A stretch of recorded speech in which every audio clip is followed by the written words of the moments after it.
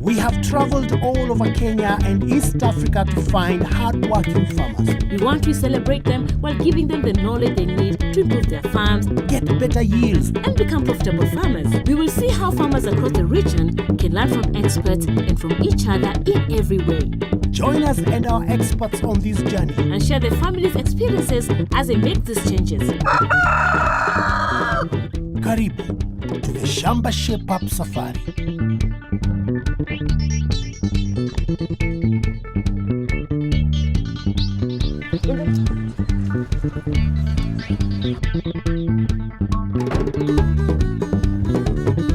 Welcome to Shamba Shape Up. We are in Vihiga County in Western Region. And farming is the main activity in this region.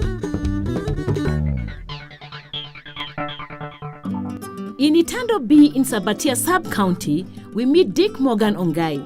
He lives on this 3/4-acre farm with his family. Dick Morgan has been a farmer since 2003. He grows a lot of crops on his land. He also has some animals, chickens, cows, and rabbits. Land sizes in Vihiga are small, so if you want to make the best of your land, you need to use really good farming techniques to get the best out of your farm, as Dick Morgan tells us. Mr. Morgan, thank you so much for inviting us to your Shamba. And I'd like to start asking you, how big is your Shamba? My farm now is just 3/4 acre. Aha! And what do you grow in your Shamba? Yeah, I grow so many types of crops. I grow bananas, I grow tomato, I grow sweet potato, Right. green vegetables. Yeah, I grow cowpeas, soya beans, maize, all legumes in fact. Right. Yeah. Okay, great. What's the harvest like? I know it is not good actually. I need some advice. So, Mr. Morgan, what kind of technologies are you using in your Shamba? I'm using one is push-pull. I'm using striker control management. I'm using CA, that's conservation in agriculture. And the results have been good. Yeah, when you follow the technology, so okay. What would you advise farmers who've got Shambas just like yours? Actually, I advise my farmers, farming is a business. In every Shamba, you must face a few problems here and there, Yes. which Shamba Shape Up can help you with. What problems are you going through right now? I think my land it is having a lot of acidic because from my father, since in 1968, they have been just using DAP, DAP, DAP, DAP. Also, the response of DAP fertilizer, it doesn't work. So Okay, that is the so- challenge I'm having on my land. Let me go to the young men here. Do you enjoy farming? So I really enjoy it and love it, and in profession I think farming will be my profession. Wow, that's great. That's great. Actually I can advise my other youths, they should be happy doing agriculture, because when they do agriculture, it's the one way of avoiding idleness around thieves and other things, and they'll make food from there, keeping livestock and growing crops. Yeah. Good advice. Good advice. And Mama, do you help in the Shamba? Yes, I do help my husband in the Shamba because since he left employment, my kids were in nursery school, and I was worried because I knew they are not going to school. But since he told me there is money in the Shamba, so we started farming as a business. We have been eating from the farm, and we have been educating our children from the farm. Mr. Morgan, we've heard you're quite an expert, but you're getting more experts. I have to learn. You have to I learn. have to learn. We have a lot to do with Dick Morgan, and I'm sure he has a lot to tell us. Let's get started. It's not easy to get good yields every season from your Shamba, and it is very difficult to get your farming right if you don't know how healthy your soil is. For this, you need to do a soil test. Because a soil test is so important, we have asked the soil testing team from Soil Cares to take some samples. Once we know how healthy the soil is, we can work on the crops. To collect a good soil sample, dig a hole 1 foot in your Shamba or take samples using a soil auger. Take a handful of soil from the side of the hole with your panga. Or take the soil out of the auger. Put the soil into a bag and take more samples from about 20 different places around the farm where the crops are grown, following a zigzag pattern. Label the bag with your name, number, and size of farm and what you want to grow. Then, take it to the lab. The Soil Cares Lab is mobile, so it can come to you. Now we have the results. Timothy, I see you have the results of the soil test. Yes. Give us the results. Yeah, Dick Morgan's farm, he intends to plant maize on 0.5 acres and soil pH is 5.0, which is low for maize. You need to increase your soil pH by liming with 600 kilograms of agricultural lime. Soil fertility, nitrogen, phosphorus and potassium levels and other micronutrients. Nitrogen and phosphorus are low. Therefore, you need to apply 85 kilograms of Mare NPK 23-23-0. At top dressing, you need 20 kilograms of Mare CAN. Soil health, the organic matter in your soil, that is adequate for your soil. However, to improve soil health, you continue applying compost continuously. Finally, the best crops you can grow on your farm are crops the family of tubers, which includes onions, potatoes, sweet potatoes, carrots, and apply fertilizer only after analyzing your soil. At what time should I apply lime? Apply agricultural lime 2 weeks before rains. And the way you should apply is that wear gloves and then spread all over your farm. Then till your land, leave it for 1 week after tilling, then you can do the planting. In Vihiga County, poultry farming is big business. Many farmers rely on chickens for their income. Dick Morgan has not ignored this trend. He is part of the chicken industry. But, as with all farmers, he has some questions on how he can improve. Dr. Richard from Unga is here to answer his questions. Morgan, how many chickens do you have? I'm having 27 chicks. That includes the chicks. Chicks plus the hens. Yeah. And what do you feed them with? I get some feed from the Brodil or Agrovet and also I mix the local. Okay, so Richard, is he doing the right thing? He's actually trying, I'm trying this. but we need him to do better to improve from what he's currently doing. Yes. So we want to have his hens divided into 3 categories. The chicks, the growers, and then the layers. The layers are the adult ones. So when the eggs hatch, they produce chicks, and then the chicks are supposed to be fed on the chick and duck mash entirely for the first 8 weeks of life. That's around 2 months. During that period, the immunity is very poor, and also they need a lot of protein to grow. So they are supposed to be housed in a house, not moving out, because if they move out, they get diseases. After which, he can now release them to move outside, feed them on growers mash. As they are moving outside, you can also supplement at that stage. The maize, kitchen leftovers, the sukuma wiki, you can start feeding them when they are in growers. But when they are in chicks, it's entirely on chick and duck mash. When they are 4 months, that's around 18 weeks, you should start feeding them on layers mash. Because by that time, we expect them that they're mature enough and they are about to start laying. So if you can start feeding them on the layers mash, it's okay. It helps them to produce eggs, a good number of eggs, because if chicks are not well fed, they cannot produce many eggs.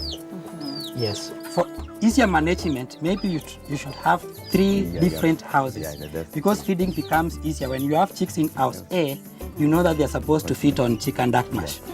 When they graduate from house A, they will go to house B, they are supposed to feed on growers mash. When they graduate from house P to house C, you know that they are going to feed on layers mash. And records should be based on each house. Okay, so I saw some of them are very small. Do you think it's because of the feed? It's because of the feed and also the breed. If you can get maybe the Ken Pro, they can upgrade this local chicken to be of relatively bigger size. What advice would you give him so he can make it a profitable business? If a hen produces around 10 chicks and at the end only 2 survives, that's a very big loss. So the objective of the farmer should be to ensure that the chicks which hatch, all of them goes to maturity. And as we have said, one way of ensuring that is proper feeding. The other way is housing. If we house these chicks, they cannot be taken away by the predators, the hawk, the mongoose. They can also not get diseases, because when they are moving around, controlling diseases is a challenge. Also, when they are young, we have some final diseases which he needs to vaccinate his chicken against, especially the Newcastle. Because if he doesn't vaccinate and then there's a disease outbreak, it will wipe out the entire flock. So for the enterprise to be profitable is feeding, housing, and disease control. Yes. It can be summarized into the three. Yes. To make managing his chickens easier, Dick Morgan can get all his chickens to lay and hatch at the same time. This is called synchronization. For the local chicken, we advise them to synchronize the time they start laying, the time they sleep on the eggs, the time they hatch. It becomes easier in record keeping, it becomes easier in feeding. It makes the whole management easier. Actually, it starts by programming the time they will sleep on the eggs. Yes. He can use 1 egg per chicken, it sleeps on it until all of them are ready to sleep. And then it brings in the eggs now. They sleep on them at the same time. If they sleep on the eggs at the same time, they hatch at the same time. If he takes away the chicks from these hens and raises them by himself, the hens will be out there moving. They will start laying almost at the same time. So record keeping becomes much easier.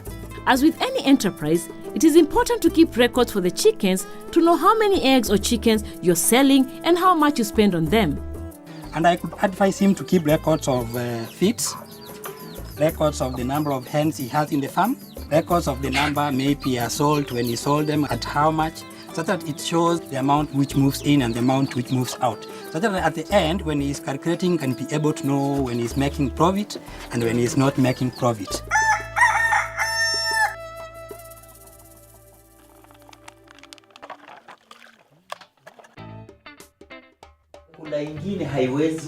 Dick Morgan is a member of the Fargo Farmers Group and works as the coordinator. The group's main goal is to bring technology to his members and farmers in Vihiga County. And what better way to do this than to get the farmers to use their phones? Dick Morgan tells us a lot of farmers only use the red and green buttons on their mobile phones, and that is to call him.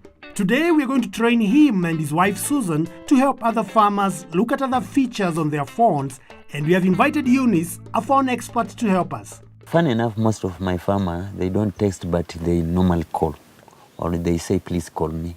Morgan and Mama, I see you have your phones with you. What do you use them for? Let me start with you, Morgan. Yeah, me mostly calling and SMSing to my farmers.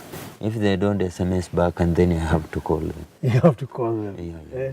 And you, Mama, what do you use your phone for mostly? I use mostly to call meeting of the farmers.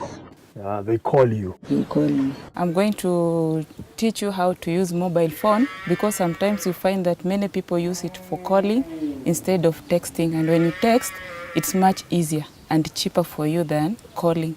Now, like your phones, you see that some phones have different type of messages. There are others with an envelope which is opened, others the envelope is closed. So both of them, they mean the same thing. So let me start with your phones. I don't know which kind of phones you have, so that I can start to assist you. I see yours is a China phone, and for Madam also is still the same.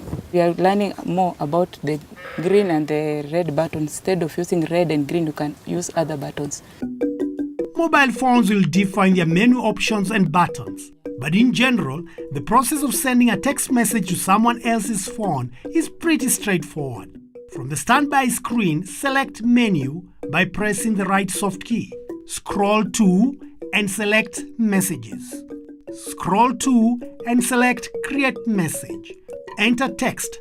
When finished, select Options by pressing the left soft key. Select Send. Make very clear that once you press Send, the message will be sent. If your inbox is full and you cannot receive any messages, you will have to delete some messages from your inbox. To delete, From the standby screen, select Menu by pressing the right soft key. Scroll to and select Messages. Scroll to and select Inbox. Select Options by pressing the left soft key. Select Delete, then press OK. If you get a text message from someone else, you can easily send them a reply by opening the message and typing in your response in the text box at the bottom. To forward a text message on your phone, select the option to forward the message. On other cell phones, the option to forward will probably be under Options or a similar menu. Enter the phone number to send the message to and click Send. It's as simple as that. Yeah. So, Mr. Morgan, you'll be able to tell the other farmers how to use their phones to send messages so that they can get information on technologies and information on so many other things in the Shamba. We have advised on chicken feed and looked at how our phones can be useful in getting farming information. Welcome back to Shamba Shape Up. We are still here in the village of Itando B in Vihiga County. We are shaping up Morgan's and Susan's Shamba, and there's still lots to teach them, so let's get back to work.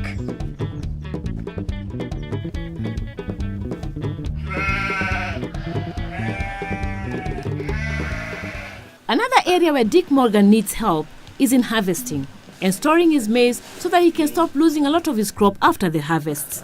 1 Acre Fund has sent us an expert to give you some tips. Walter, you've had a look at the store. Yes. What did you observe? The store needs some improvements and a few things to be done. Before the cereal, that the soybeans, was taken to the store was to be sprayed 2 weeks before the grains are moved to the store. And from my observation, that was not done. That's number one. Number two, the clean seeds have been mixed with seeds which are still not yet cleaned. And that's not right. You know, the clean seeds should be separate from the seeds which are not been cleaned. And then number three, we have the tarpaulin. Observed it still has some moisture and should be dry. It's like it was picked from outside, a thing exposed to water or rain, and then taken inside the store, which is not right. Yeah, so how long are you planning to store the food that you've sold in the store? Just for 3 months. Just for 3 months? Yeah. So what is there a difference? For 3 months is okay, but most cases we normally advise, if you want to store them the way he has stored them, in an open stack, you store for 2 months. That means you want to use it for immediate consumption or you have a plan for market already. Right. But beyond like 2 months, if you want to be safe, you must store them in an appropriate way, whereby you can avoid the pests, you can avoid even the rodents from attacking your grains. Yes. And this can be done by acquiring a metal silo or using hermetic bags. Hermetic bags these are bags with 2 layers of polythene paper inside with a normal bag. The advantage of these bags is that if you store, you don't need to dust or use chemical to preserve your soybeans. What you need to do is once it's well sewed and it's airtight, then your cereals are safe. And the reason is that once airtight, the oxygen inside, if there are some pests inside, like the weevil or the large grain borer, they're going to consume the oxygen inside. And then because when they consume the oxygen, they produce carbon dioxide. And when they produce carbon dioxide, then they cannot not exist anymore because they need more oxygen to survive. So with time, they're going to perish. That's one. Number two, I mentioned about the metal silos. Why are they effective? You know, even rodents like rats have no effect because they are metal. And once you put your grain inside there, you can also kill the weevils or the large grain borers by introducing carbon dioxide. How do you do this? Once you have filled almost full capacity, you leave some space. And that space, you introduce a candle. You light the candle. Then when you light the candle is going to consume all the oxygen inside the cereal. Really? And when that's done, definitely that means there's no oxygen for the weevils for survival. So they will die. Then what you should do is you should keep it closed for 2 weeks before you open it. Yes, if you open it before 2 weeks, then you're introducing more oxygen inside. But within 2 weeks, that period, all the pests inside or insects will have died. And your grains are safe. Oh, great. Yeah, wow. So in terms of controlling the quality of the grains, Yes. is there anything that can be done?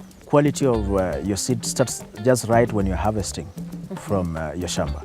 Dry the grain on a clean tarpaulin so you don't mix the dirt with the grains. Then, thresh or husk the grains without breaking them. After threshing, we know until there's no chaff or dirt in the grains. The clean grains are then ready to be stored. Physical grain damage also damages the quality. It reduces the quality of the seed. So you have to ensure that when you are threshing, you reduce physical damage on the seeds. We also talk about the moisture content. If you don't ensure that your moisture content is 13.5 and below, and you should measure this using a moisture meter. I'm happy that he has one. Yeah. Your seeds with high level of moisture, they are going to start rotting, and with that rotting, it introduces what we call aflatoxin. It can cause cancer. And even at sometimes the levels are too high, it can cause instant death. Somebody can consume the meal today, in the morning, in the evening, that person is nowhere. Oh dear, yeah. Okay. The best way is to use the metal silo or to use the hermetic bags. Yeah. I can see we have a lot of work to do. We have a lot of work to do. Okay, let's do it then. Thank you. We removed everything from the store and cleaned it. It was then sprayed.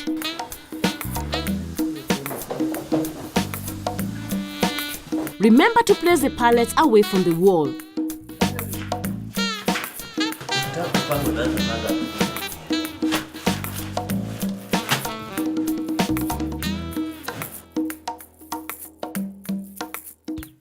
As we have seen, Dick Morgan is trying to build a successful chicken enterprise. Now, we know what to feed them. We need to fix his major problem, chicken diseases. His chickens die frequently, and this is not good for his business. Dr. Ouma, a vet from Iowa, has come to give him some advice on disease control. Now, maybe you start by telling us what is Newcastle disease. Newcastle disease is a disease affecting poultry, largely chicken, and it is caused by a virus, and it affects all age groups, the adult, the mid, and the chicks, but the highest mortality is seen in chicks. So what are the symptoms of Newcastle disease? You realize Newcastle disease first. You wake up in the morning and you find all your chicken dead asleep. You will see dead chicken. That's the first sign you'll see. And then if it is chicken that has been vaccinated before and you have had disease coming in, you'll see either the chicken are dull, you try to give them feed, they are off feed. Morgan, have you seen these symptoms in your chickens? I have encountered. What did you do about it? First of all, I was just wondering what is happening. Did you lose any chickens? Yes, I have to lose when I'm saying so. You go when they're already down. Oh. Yeah. So how does Morgan and other farmers prevent this disease? Since it's a viral disease, you can only prevent. So when there is an outbreak of the disease, he can enclose his chicken so that he avoids contact with neighboring chicken. He also uses some disinfectants so that he doesn't also introduce. Mr. Morgan, you go to your neighbor also, so you don't introduce using your hands or your body into the house of the chicken. You can also prevent using vaccination, Newcastle vaccine. Where can we get this vaccine? As an institute, Kevevapi, we produce this vaccine and we distribute this vaccine across the country. It's called Avivax I2 vaccine. It is thermostable. That means you can use it for a longer period. When a farmer buys the vaccine, he can keep it for how long before using it? You still need to maintain what we call the cold chain. So Morgan, cold chain means you use ice until you get to the farm. You talked about preventing the virus from spreading. Does that mean that we have to vaccinate the neighbors' chickens as well? It is very important. Just like we compare with polio, we are having a polio vaccination, you have all the children also getting vaccinated. Here, if you don't vaccinate all the chicken, you will have the danger of introducing the virus again into your chicken, because Mr. Morgan is practicing what we call free range system, where his chicken moves to the neighbor. Then it means if the neighbor doesn't vaccinate, he is also in danger of still getting the disease. It's good to talk to your neighbor, and your neighbor talks to the other neighbor, yeah, so that all of you can do this vaccination at a go. I want to ask you, how many times should I vaccinate my chicks? and how many times in a year? Regular vaccination means you vaccinate your chicken 3 times a year. You only vaccinate healthy chicken. Don't vaccinate chicken which are already having the disease, because what you'll be doing is you are adding more virus into the body. Secondly, it is very essential that you cover all your chicken, the 3 groups, that is the young, the growers, and the adult.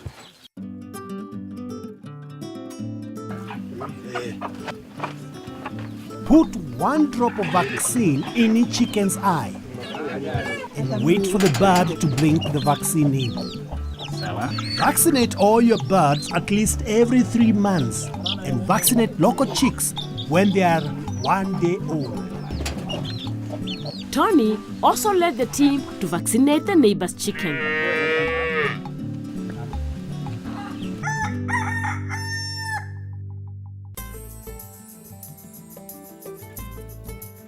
Nutrition is very important to keep the family growing strong and healthy.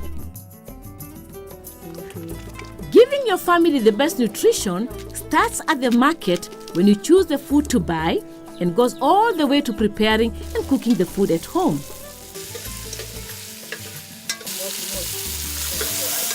Remember not to cook vegetables for more than 5 minutes.